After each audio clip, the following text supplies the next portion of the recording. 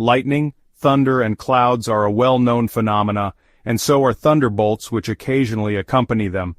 They have their clear effect on people, whether they know much about their nature or not. We will briefly explore in this video a few signs or verses from a chapter in the Qur'an called the thunder. It is he who displays before you the lightning, giving rise to both fear and hope, and originates the heavy clouds, verse 12 of the chapter. This phenomenon, which we see with our own eyes, is initiated by the nature and constitution that God has given the universe. It is God who has molded this nature and given it its characteristics. One aspect of it is lightning, which we see in accordance with the natural laws he has set in place. We become filled with fear as a result because by nature it shakes people and has a strong effect on them. The real worry is that it becomes a thunderbolt. Furthermore, it may cause devastating floods.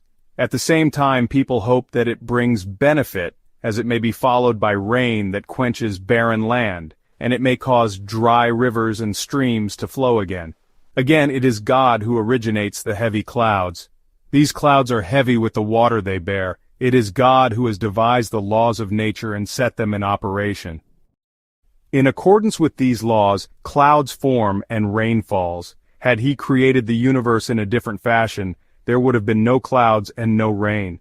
The fact that we know how clouds form and gather, and how rain falls, does not take away from the importance or magnificence of this phenomenon. It works in a universal setting that has been put into place by none other than God, and according to certain laws that control that setting. None other than God has had a part in devising or operating these laws. The universe has not created itself, nor has it devised its own laws, as some may claim.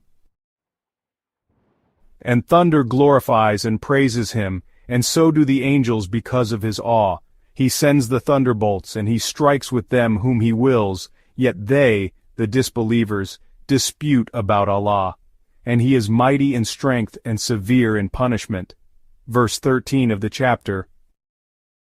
Thunder is the third aspect of the rainy atmosphere. This loud, explosive, and resounding noise is a result of the laws of the universe set into operation by God. Whatever we may say about the nature or causes of thunder, it is a consequence of what God has set in the universe. It is a symphony of praise and glorification of the power that has devised this whole system. Every fine and perfected product praises its maker through what it reflects of his fine and perfect creation. The fact that glorification and praise of God by thunder is mentioned here follows the established pattern which we frequently encounter in the Quran. This imparts qualities and aspects of life to silent cosmic scenes so that they participate in the action, and their action fits perfectly with the overall scene. Thunder is depicted as a living entity, using its distinctive sound to glorify God and praise him. This image of fear, prayer, heavy clouds, lightning, and thunder is completed with the mention of thunderbolts hurled by God to hit whomever he wills. Thunderbolts are also a natural phenomenon. God hurls thunderbolts, literally or metaphorically, at those who have changed their situation for the worse, and when he decides not to give them any more chances, knowing that such chances will not produce any change in them. The chapter moves on to give an example of truth and falsehood, continuing on the scenes of the rainy atmosphere. This example gives a clear scene of quiet goodness and truth and boasting evil and falsehood. Also, the example provided depicts an aspect of God's power and his elaborate planning of creation. He sends down water from the sky, causing valleys to fill and flow according to their capacities. Then the floodwaters carries along a rising foam-like scum. And from what people burn in the fire in pursuit of jewelry or other utensils rises similar foam-like scum. That is how God strikes truth and falsehood. As for the foam-like scum, it will be tossed away, and as for what benefits people, it will remain eagerly waiting in the earth. That is how God strikes examples. Verse 17 of the chapter. The pouring down of water from the sky to make valley riverbeds flow and swell fits with the general rainy atmosphere drawn in the previous picture of heavy clouds, lightning, and thunder. It forms a part of the overall scene of the universe, which is set as a background for the issues the chapter tackles. It also testifies to the great power of God, the Almighty. The fact that each stream flows according to a measure that fits its capacity and needs also testifies to God's elaborate planning that includes everything God creates.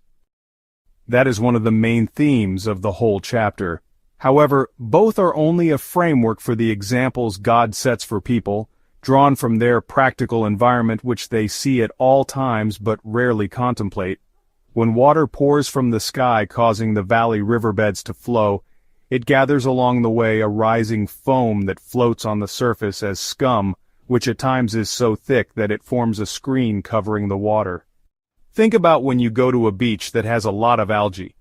You will notice this bubbly foam on top, or how when rain falls on the streets, carrying away with it all the dirt on top, that is similar to the foam being discussed here. This foam continues to rise and swell, but it is no more than worthless scum.